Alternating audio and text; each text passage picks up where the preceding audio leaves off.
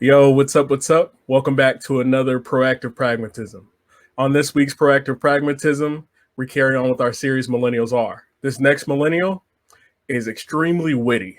He's extremely humble and extremely resilient. This gentleman helped me get through some of the roughest times and roughest patches in my military career. Ladies and gentlemen, Arie Vinciguerra.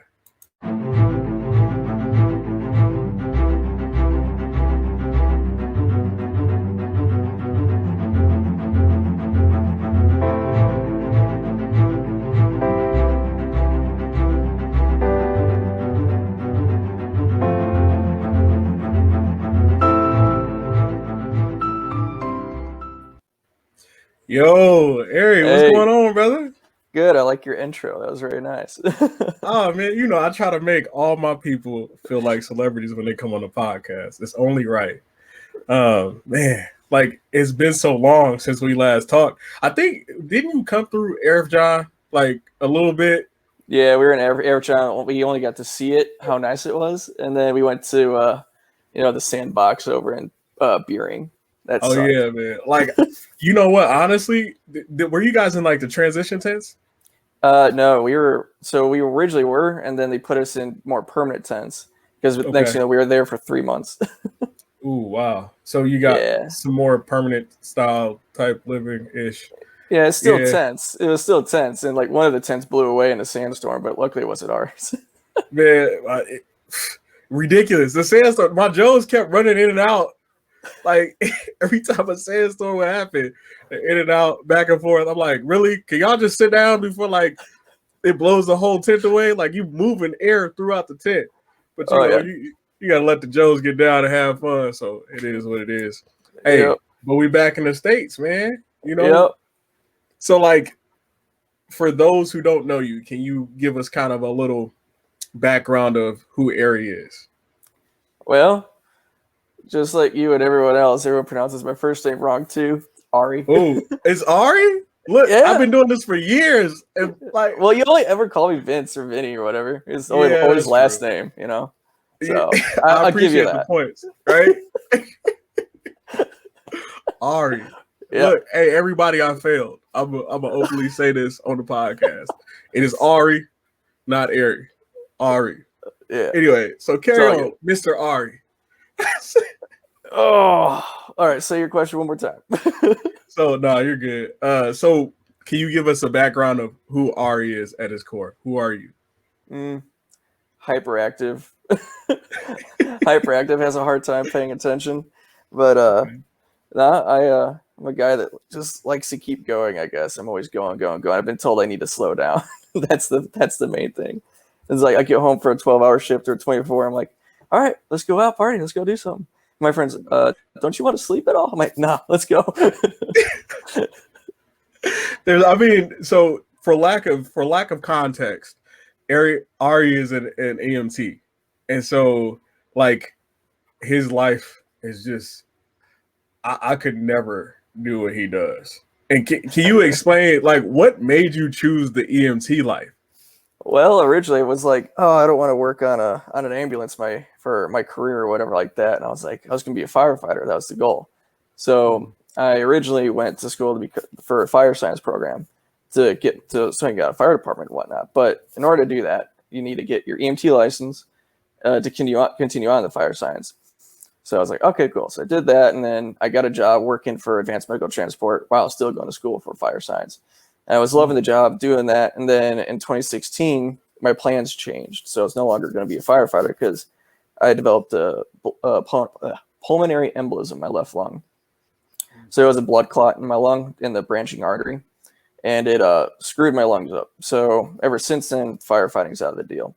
So now I'm continuing on with working EMS and working on getting my nursing degree now too, so I can work as a pre-hospital nurse on a ambulance. So yeah, that's how I came to get my license as an EMT. Wow. So you really don't stop. Like Nope. when like because it's funny, it's like people ask me, like, yeah, how do you stay so driven? And like sometimes like the greatest answer is like I just keep my legs moving. Yep. Like Yep. here's the next thing. So how did you end up did you join the army prior to learn that you had a pulmonary embolism? Yeah, so I joined in late 2011 or no 2012, and then Okay. I went to basic in January of 2013, and Okay. then been in ever since then. And then 2016, like a blood clot just happens out of nowhere. It's one of those Mm. weird things. So like you develop a clot in your leg. It's called a DVT, a deep vein thrombosis, and it can happen to anybody. But most of the time, your body like absorbs, like dissolves these clots, and it's no longer an issue. That your body produces clots all the time. It just your body's gonna get rid of them. Mine that day on December 25th, 2016, however, was like, nah, we're gonna let this one keep going, and it went through my heart and got lodged in my lung. So On that Christmas? yeah, Christmas Day 2016, best gift of life. Man, like, well, and at that moment when that happened, like, what does that feel like? Because like, I need to know this information. Like one Yeah, day I could just be sitting there and then. it's weird because most people like you'll develop like pain in your legs or whatever. I didn't have Mhm, any of that, so you sometimes develop like pain or swelling in your legs, mhm. and that's usually a sign like, hey, there's something wrong. Get checked. I didn't have that. I did, however, have bronchitis. Doc said it was because well, that year and that month specifically was a rough month because December 12th of 2016, my apartment burned down. And it was like 15 degrees out. So like I was outside, like smoke was everywhere and it was freezing out. We're looking for our cats and whatnot, la di da. Jeez. But about a week later, I developed bronchitis from that. Mhm. And then I was having issues and it wasn't going away. But I went to my grandparents and I was sitting in the car for 2 hours to get up there. And then once we were there, it was just nonstop coughing and breathing problems. The inhaler doc gave me wasn't doing anything. So my aunt was like, we're going to take you to the hospital because you're changing colors. I'm like, oh, well, this isn't good. So they took me to the hospital and I was immediately rushed into the ER and got a bed and they threw the whole kitchen sink at me. Like, you're 24 years old. Like, this should not be a problem right now. And so they did nebulizer treatments, which is a breathing treatment to open your airways. And that wasn't helping. Nothing was helping. And then I was like, can I go take a piss real quick? I'm like, yeah, that's fine. So I went to stand up and I collapsed. And I'm like, and they're like, yep, you're admitted now. I'm like, crap. So Bro. yeah, so I was there for like a day and a half, and like at midnight that night, they did a blood gas draw, and Mhm. it means they just go in the artery in your arm and draw up some blood from there, and they look at the some of the enzymes, and there's like Mhm. I forget the name of the enzyme, but the enzyme was elevated, and they said it states it could be a clot. So then they did a CT scan of contrast, and they found a little guy just sitting right in my lower branching artery, my left lung. And they're like, "Yep, you need to sit down. You can't get out of bed now." And they gave me some uh, um, anticoagulant medication, and yeah, it was a whole shit show. Wait, so post finding out that you had that, hmm what are there like medical, like physical restrictions that you have? Like, how did that Yeah. happen? And like, what limitations does that type of um man, would you call it a disease? Eh, Excuse my ignorance here. I don't know no, if you're it's good. No, it's okay. um with that Wait, what type of limitations situation. did I get after that? Yeah. Yeah, so they were worried that it was gonna be like a lifelong thing. Like now, like I'm prone to clots, so I might throw more clots later on. So, but I went home, saw my primary, and he did more blood draws to see if I had any clotting problems and things like that. And everything came back normal. So they had me on a blood thinner for 6 months just to be sure, just to make sure everything else was going fine. And after that, he's like, "Well, there's no reason to keep you on blood thinners and keep you restricted from anything." So the only problem that it did cause is I had asthma as a child before my Mhm. 13th birthday. So I had asthma really bad as a kid. I was a preemie. So Mhm. lungs, not the best to start off with. And then they got better when I was a teenager and through high school, no issues. And then early 20s was fine up until the clot hit. And after that, everything went south. So ever since, I've been struggling with breathing problems. So the Army gave me they tried to med board me out. But Mhm. I wrote the med board a paper. I was told by I forget who our master sergeant was at the time, but he told me I need to write a paper to the board stating why they should keep me in. And this is like right on the cusp of my first contract ending. So I was like, do I just get out at the end of these 6 years or try and stay in? So Mhm. I wrote a paper stating why they should keep me in, or at least keep me in to the end of my contract instead of booting me out early. And it was like a month later, Master Sergeant came back. He's like, "You wrote a good paper." I'm like, "What?" He's like, "They're keeping you in." I'm like, "What? No way." He's like, "Yeah." And it's like, we're going to get you a permanent profile. And the only thing you can't do now is just run the 2 miles for the PT test. So all you have to do is do the walk, bike, or swim now. I'm like, Roger that. Okay, cool. So then I stayed in. Yep. You talk about resilience. Like me calling you resilience, not like there's not even a word to talk about like what you went through, and then after what you went through, the gall to write that paper to stay in, because you know how many all the troops that we've been around. You know what I'm saying? Hey, I'm like, out of free here. ticket. You know what I mean? Like. So what was behind that decision? Was it just, did you make a promise to yourself at some point that you were just going to ride this out? Or like, because here you are this many years later with a deployment underneath your belt, and you didn't went to all these different places. I'm kind of jealous because you didn't have that, like the COVID lockdown like we did. Obviously you were attached to like, we had a taste of it. Yeah. We got shut down. We were like outrunning COVID, it seemed like, because everywhere we went, the place we were at previously got locked down. That it started from Bliss. So like we're hearing about, like, we all got severely sick at Bliss. Like we all, like, it spread through. We don't know, we believe it was COVID, but they didn't have the testing then. So we're like pretty sure it was COVID because it hit like that, and we were all just dead to the world for like a week and a half. Like I was in bed. I was sick for like 8 to 9 days. I couldn't get out of bed. And like 4 or 5 other guys in the barracks, and then a few other guys in the barracks above us, they were all sick too. And then once that was all said and done, we flew to Kuwait, and then we heard about literally 4 weeks later after being in Kuwait, Bliss was completely shut down when they had COVID cases all over the place. We're like, it was probably COVID. And then after that, we make our way from Azerbaijan to Bering, and we're there, and we're hearing rumors of COVID spreading. We're like, okay, but they said there's no cases at Bering yet, right? Okay, so they closed the base down, and we weren't allowed to go out. We weren't allowed to go to Kuwait City, nothing like that. We're like, okay, whatever. And then after that, we went to Jordan.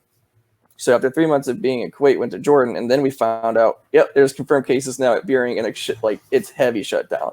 Oh yeah, Bering. See, by the time that happened, like they were trying to figure out, because we got that mission on the border, and they were trying to figure out whether or not they were actually going to let us back to Azerbaijan, and that was our home base with all of our actual gear. Like we were running missions in and out of, like, we would rotate back and forth to Bering so we get to the border for COVID, right? Yeah. And then they tell us, oh, well, you guys might want to stay there. You guys cool staying there extra month? We like, yeah, well, I mean, we're away from everybody else. Like, you know, it's like, I just got promoted. So, you know, I'm like, you know, they're like, oh, yeah, well, talk to our captain. You know, like, it's a weird case because I was a PL. And so it was just so weird. Like, they were like, yes, COVID heavy at Bering, but it wasn't nothing to do at Bering anyway, bro. Like, no, you're just a lot of sand, and hopefully you like wouldn't pass out in the Porter John either when it's like 115 degrees out. Like, I just got to go real quick. And like we couldn't get training systems and stuff like that. Like, people were literally quarantined to their huts. And then Chow, like, yeah, like, I remember Chow being a pain in the butt when we were there too. It was 10 times harder when we got there, because it's like, I think the 82nd and like a bunch of other, like, it was always 82nd. 82nd ruined everything for us. They stole weights out of the gym. I mean, it's the 82nds. Like, how could you think it? I mean, they are about that workout life. They are about that. Just, I mean, but you need. It wasn't just that. I mean, but in order to, like, and that's the thing about the soldier. It's like, in order to have people that are gonna go and do, like, you literally take on that extra risk of knuckleheads. Like, this is true. I love grunts to death, because I mean, like, without them, like, you know, we don't have the force and the makeup that we do today.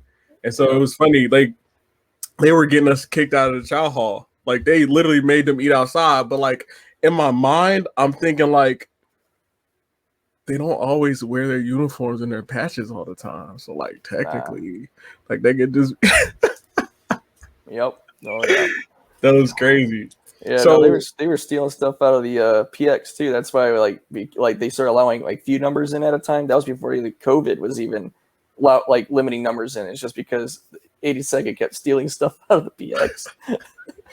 It's like, you need a new PT shirt. Tough luck. He's like, I stole them all. Well, the army sometimes it's like the hood all over again. Like you just never know. And then you got people that's in the system finessing it. So like like they're like, "Hi, I am Billy," and then like you find out Billy like got like 3 warrants or something. You know what I'm saying? I'm like, like, okay, all right. I'm like, oh, y'all, okay, whatever. But I mean, you can't clean everything up. I think that's one of the things that people don't understand about the military is like it's literally just like the regular world. You have all the citizens that just join the army. That doesn't make them, any different than the average set of cities. You know what I mean? Mm-hmm. And a lot of times it's worse because you got all these restrictions. So when you put restrictions on the people, and a lot of them don't even want to be there, right? Like it's like, what do you do? But I'm glad you made it through that situation. I'm like really, really proud of you. What places did you get to visit while you were deployed? Because you got the good life. We got the good life. Dust Bowl. I mean, we were there for quick reaction anyway, so it's like whatever, but we just do our jobs and go home. But where'd you get to go? So after leaving Beering, we flew all the way to Jordan, and we went to oh God, what was it? Jealous. Jordan. Oh yeah, New Jordan Training Facility or whatever it was, JTC.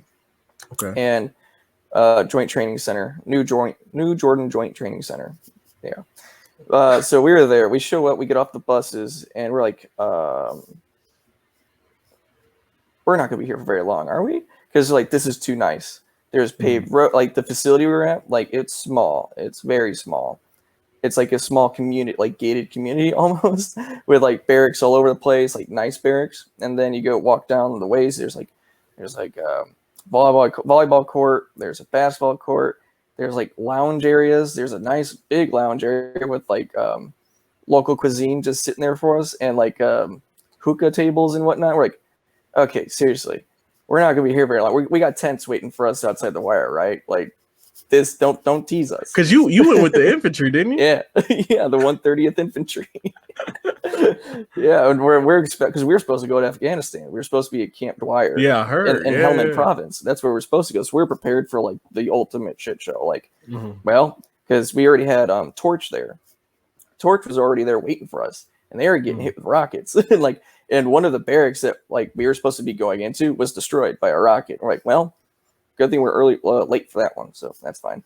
But yeah, so now we're at JTC. This is too nice. Like, all right, and then they're like, okay, come grab your, come sign in, get your laundry bag, get your key, and we'll show you to your barracks. And they're like, wait, for real? We're staying here? Yeah, this is where you're staying. Like, wow. And they're like, yeah, it's got Wi-Fi. The latrine is inside the building. We're like, what? So it was the weirdest thing, but. Also, like it was a reality check though, because between every 2 or 3 barracks were like massive bunkers. Oh, wow. Because it's like okay, so we got it nice, but for a reason, got it. And then also, the King of Jordan, this facility is his like pride and joy of the of his military.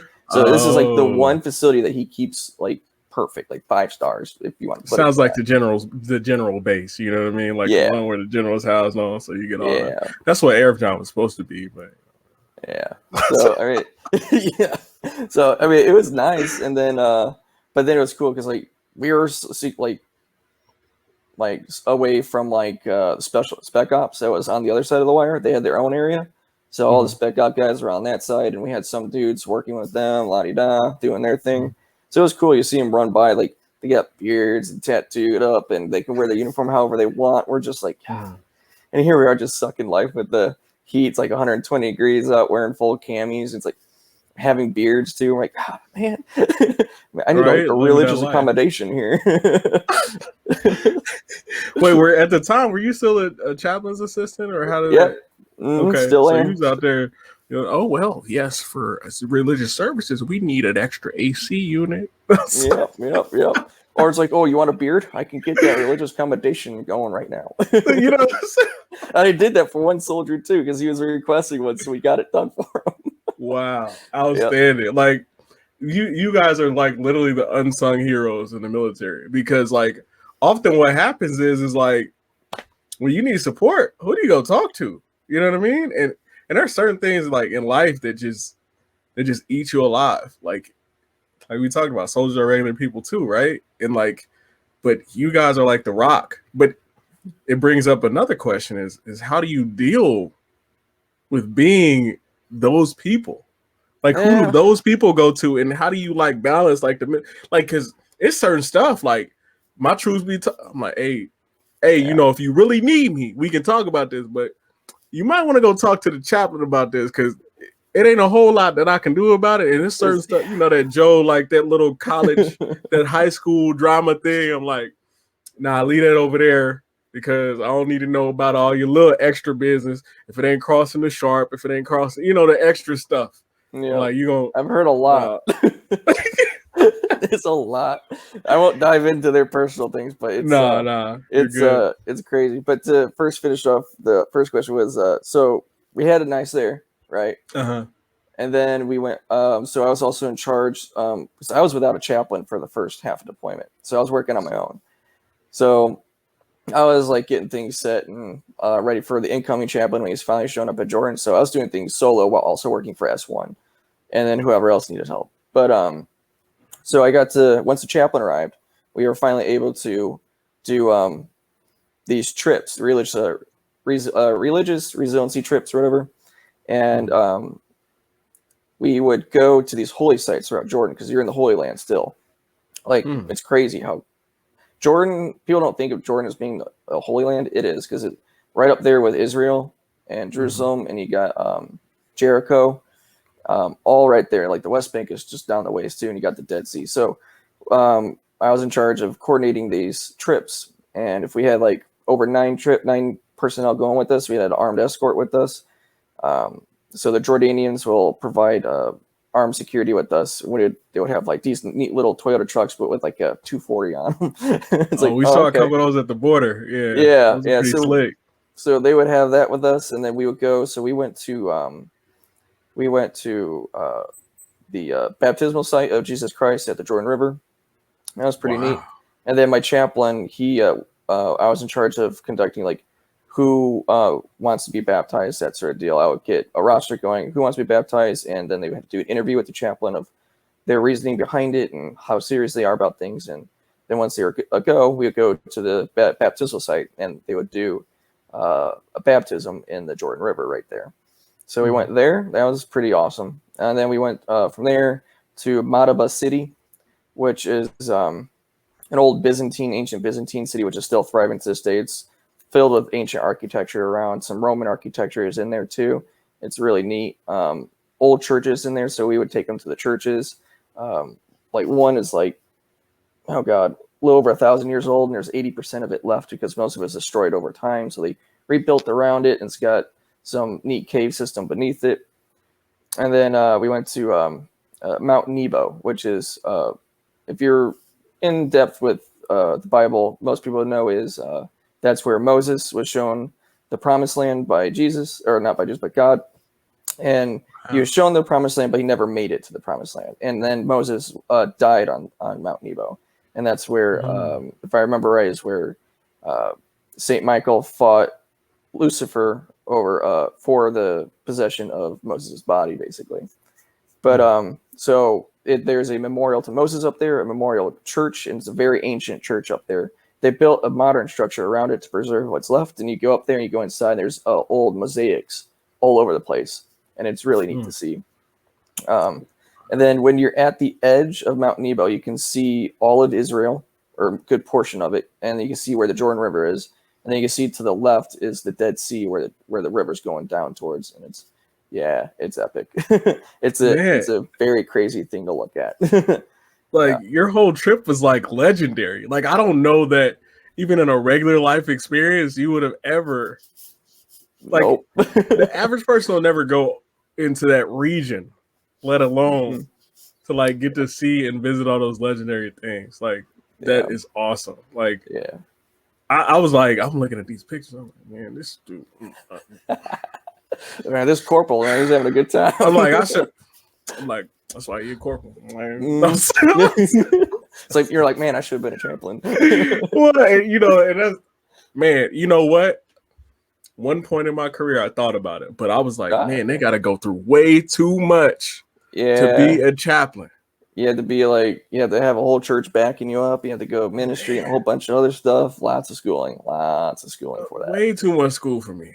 I'm Yeah. like, and that much schooling, I might as well have gotten, an MBA, with the doctor, with the PhD boy, Right. like that's a lot. I mean, shout out to them, because I mean, to do everything that they do on top of having to go through all of that, like I have like nothing but the utmost respect for chaplains and their assistants. Because man, look, hey, I don't even know how you fared without a chaplain. Like that would have drove me crazy, because you have to kind of be on like even keel with all of the things. Yeah, right. it was difficult. Well, and so did you, as a chaplain assistant, did you get to pick like the religion? Like, you say no to a certain religion, or how does that work?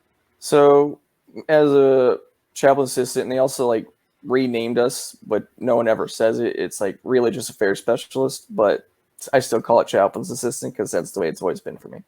Okay.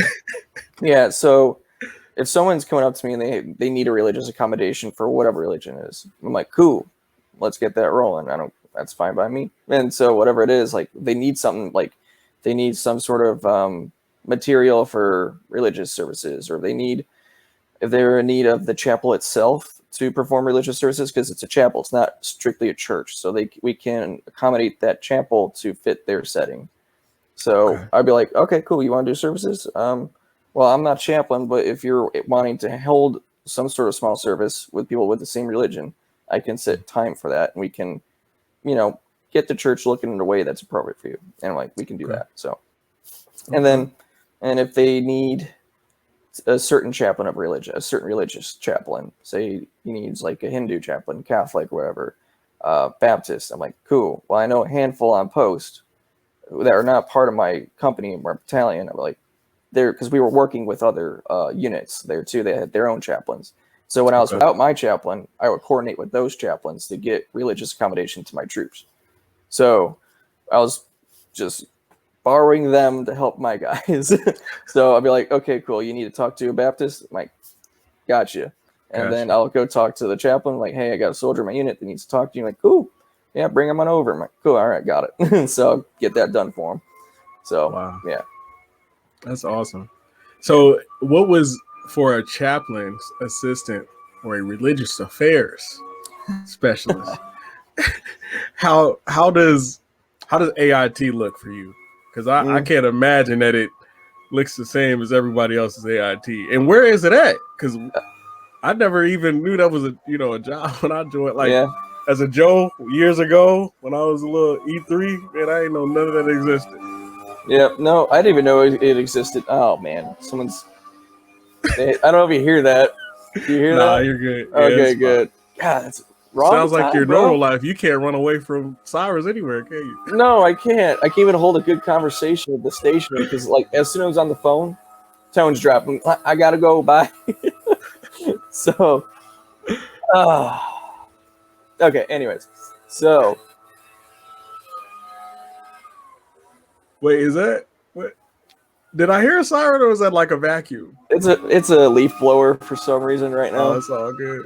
Yeah. He's in their podcast. Let me just do the leaf blower. Let me just go by his window real quick. Like, God damn it. Maybe they need some background music.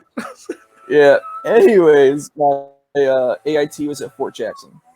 Okay. And the schoolhouse for chaplains is at Fort Jackson as well. We share the same schoolhouse as chaplains. And it was like, man, it's been so long. I want to say it was like 9 weeks. 9 weeks of AIT. So 9 weeks. Of course, you're still dealing with your basic soldier duties. So we'll still be in the field, training up for that, and how to protect chaplains, and like when we're taking fire or whatever, doing that sort of thing. And then we learn how to counsel soldiers if they're in time of distress, time of need. Like, how do we console them? How do we talk to them specifically? Like, what's the right thing to say? What's the wrong thing to say? How to listen is the big part. Is just listen. Just shut your mouth and listen to the soldier. That's the biggest thing you can do for anybody. So, and then suicide awareness and prevention was a big one. So that's a huge topic they covered, and how we would go about situations like that. who we contact, our chain of command, how will we deal with those situations. Yeah, I'll be. No, you're good. You keep going. I mean, it's fairly smooth. When you talk, it kind of goes away. But God, man, what bad timing. But anyways, so it was not bad AIT. I enjoyed it. Met a lot of cool guys there. Actually, there was one dude who I met there. His name is Izzy, short for Israel Martinez.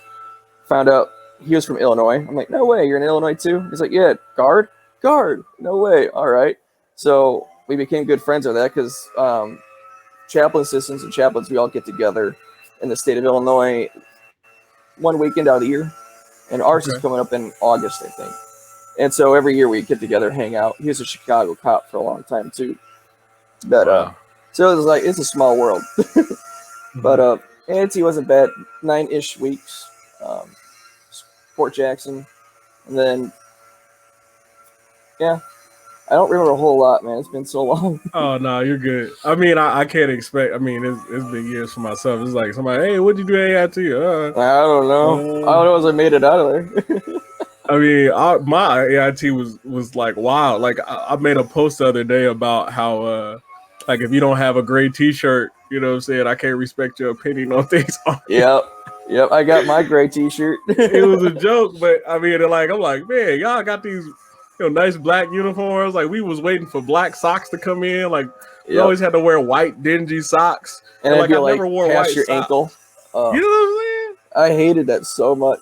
And I'm like, they don't no ankle socks. You couldn't do ankle socks either. Bro, I had the same white socks for years. Just waiting for drill. Like you too, you're going with me. You know? Yep. And, although they did update the shorts though, because now you don't have any junk just popping out and surprising you when you're doing the sit-ups. Well, I like, yeah, man. I gotta hand it to the Army. They lost the reflection on the T-shirts, but they did well with the little undershorts. You know what I'm saying? Those little things, because they got that little pocket too. So if you got to take an ID or something, like during deployment, I literally had to get one of those little Ridge wallets because like I'm a hoarder. I don't know why. I keep 8 receipts from like 30 years ago. You know, that was a tough one, but I'm glad that we do have individuals like you in the military. So my last question. So what was life? Did your perspective on life change from going from prior to deployment and then after deployment? Because it sounds like you had a lot of good experiences, but a lot of those experiences can be very, very pivotal. Like, because when I came back to the States, like, I don't know, I just view nature totally different, you know? So what kind of things changed for you, if any? Well, the biggest thing was when I came home, I was like, holy cow, this is clean. It's clean here. Because, like, going through Kuwait and mainly Jordan was the biggest culprit of the whole thing. Was you'd be driving around, like, in the cities and, like, Amman or Madaba and a few other areas, and you see people just driving, tossing trash on the side of the road. Or you'd be driving around a corner, around a bend, and you'll see smoke coming. Like, where's that smoke come from? And actually, the whole like shoulder of the road is on fire, like, and it's just garbage. People like will come around, rake up garbage that's out in the sand or wherever, and just light it on fire. And you'll see it all over the place, like just garbage everywhere. I'm like, this is insane. This is, and or like your random dead carcass of an animal or camel or goat. It's like, okay, like in America, that would never happen. Like, no, like I'm used to roadkill, but I'm not used to this. And then I'm not used to just seeing it piled on with all the trash burning too. I'm like, okay, this is why we're all having trouble breathing today. Got it. Well, and like a lot of people, they like blame us for it. And it was like, going to those countries were just crazy. Yeah, no, these people don't like, so they're very carefree over there too. They'll drive crazy. They'll drive down the wrong way of this road, like on purpose, because they missed their exits. They'll turn around, drive towards you, so they get to the exit they missed, or they'll just stop and reverse it all the way. And so you're dodging people that are reversing on a highway. You're like, okay, that's interesting. And then, so I came home, like, I'm like, okay, I'm really appreciative of the way we have our, like, shit together here, mainly. Like, we have it nice. We have it really nice here. And then, like, I thought being pulled over by a cop here was scary. But getting pulled over by the police over there in Jordan is a whole different ball game. Because one, they don't chase you, and if they chase you, that means they're probably going to kill you or beat you real bad, because they don't chase you initially. You'll see them walk out from their car in the middle of traffic. When they see you coming, they'll see like, he's speeding. They'll walk out in the highway and then direct you over. They'll just wave you down as you're coming towards them. They pull up behind their car. I'm like, okay. So that happened to me once. I was going a little too fast and pulled me off. I'm like, the guy came up to me, and the next thing he looked at all of us like, oh, Americans. I'm like, yeah. I'm like, English? He's like, yeah. So he spoke great English too. I was very surprised, but he was so nonchalant, smoking a cigarette, just like, do you know how fast you were going? I'm like, yeah. It's like, I'm sorry, I was going a little fast. Yeah, speed kills. I'm like, yeah, I understand, sir. Got it. He's like, do you have your driver's license? I'm like, yeah. It's like, give him my state license. Here you go. And he's like, all right, slow down next time. I'm like, okay. And he just waved me on. Like, wow, that's awesome. I'm like, not gonna lie, that was kind of tense.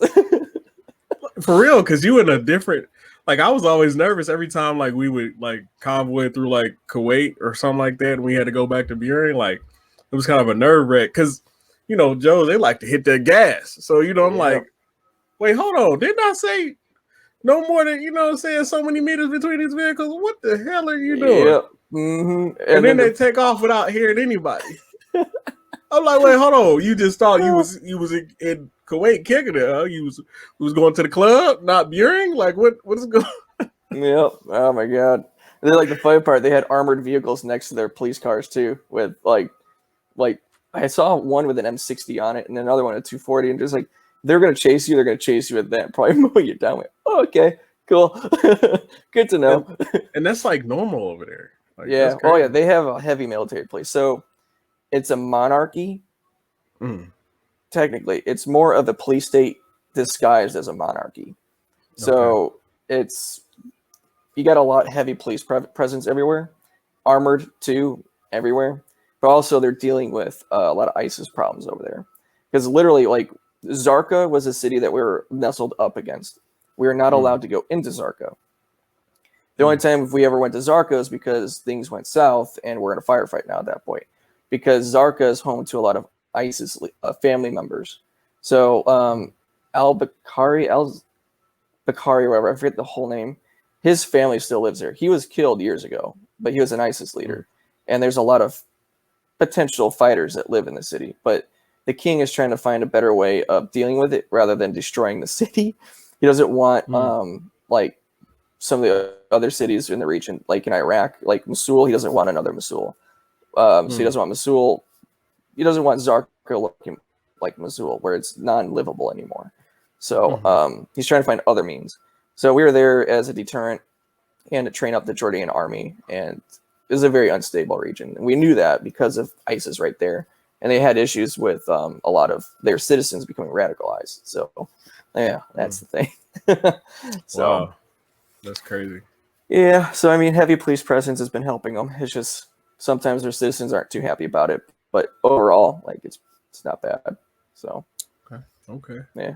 So you just, man, like, when you came back, so coming back, you had a totally different perspective. What was the first thing that you did that was American when you got back? I went to Panda Express. My man.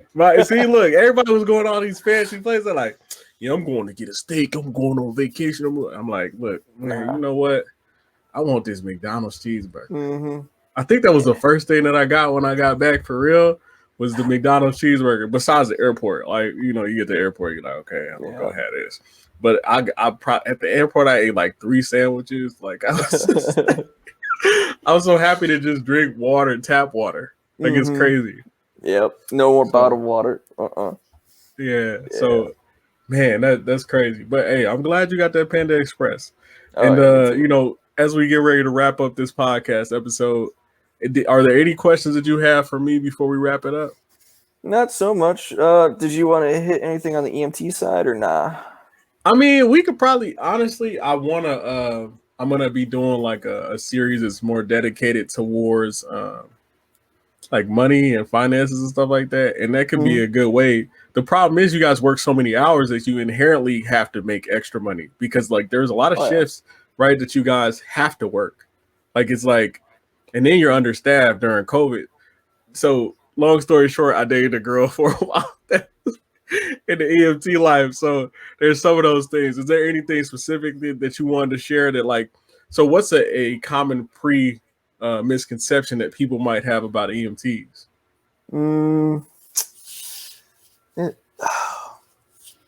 That we're taxi drivers. Okay. For real? Like, Yeah. wait, hold on. They call us for anything and everything. Yeah. Like, we'll show up to a house saying, oh, okay, we're driving code 1, lights and sirens, because, like, oh, chest pain. Okay, we got to get there fast. It might be a heart attack. Cool. We'll pull up. This guy is already standing outside of his house with a bag ready to go. He's like, hey, I need you to take me OSF. I'm like, why? It's like, I just haven't been feeling well the last few days. We got a call for chest pain. No, my chest doesn't hurt. It's more like my belly. Like, feel sick, but no chest pain. Like, all right. So we drove lights and sirens because you have a belly ache and you said it was chest pain, but it's not chest pain, and you have bags already. Okay. Cool. Yeah, it happens a lot. Well, and then you have to use like certain discretion and stuff like that. Like, so by the time you get them where they need to go, like they don't even know what's up. Yeah, I mean, we'll get them in the truck, do our assessment and everything. We're like, we'll do it. We'll put like slap the EKG on him, like take a picture of his heart, basically. Like, all's normal, blood pressure's normal, pulse ox is normal, everything looks good. You don't look pale, diaphoretic or anything. Which diaphoretic, like extremely sweaty. Like, you don't look like crap, basically. Like, you look good. And he's like, just his belly hurts. And then he tells us what he ate earlier or whatever. I'm like, well, that might be it. So then I'm like, well, let's just get you to the hospital, get you checked out. I'm like, all right. And then find out he was released like 2 hours later. I'm like, okay. Yeah. Wow. We get called for dumb stuff, man. So, yeah, taxi. So word to the listeners, do not stop calling my guy Arie as a taxi driver, okay? If you got some serious issues, we want to get you that help. But Arie is not the taxi driver. Nope. Don't call 911 for dumb stuff. That's all I got to say. Well, I don't want to hold you back from soldier tasks. But I do appreciate you coming on the podcast, bro. Like, thank you so much. Because there are a lot of, like, I know when I first reached out to you, you were like, what am I going to talk about on a podcast, But there are so many levels and layers to the military. Like, I've had a couple of military people that people just don't know. They don't understand. Like, they like see us and they're like, oh, yeah. We're like, we're civilians as well. We're EMTs. Yep. We are millennials. We are not lazy whatsoever. Nope. Like nothing that you even explained to me had a hint of entitlement in it. It showed me that you wanted to serve. You wanted to go above and beyond. And for that, I appreciate you, brother. Thank you. And thank you for having me. This is awesome. I was nervous. Not nervous anymore. Wait, I'm glad we kind of calmed those nerves. So I'm going to holler at you later. I appreciate you, brother. Take care of yourself. Take care of your mental. Because in times like this COVID thing, man, it's hard. It's easy to get down. But I appreciate you, bro. All right. Take care, man. Ladies and gentlemen, Arie Vinciguerra.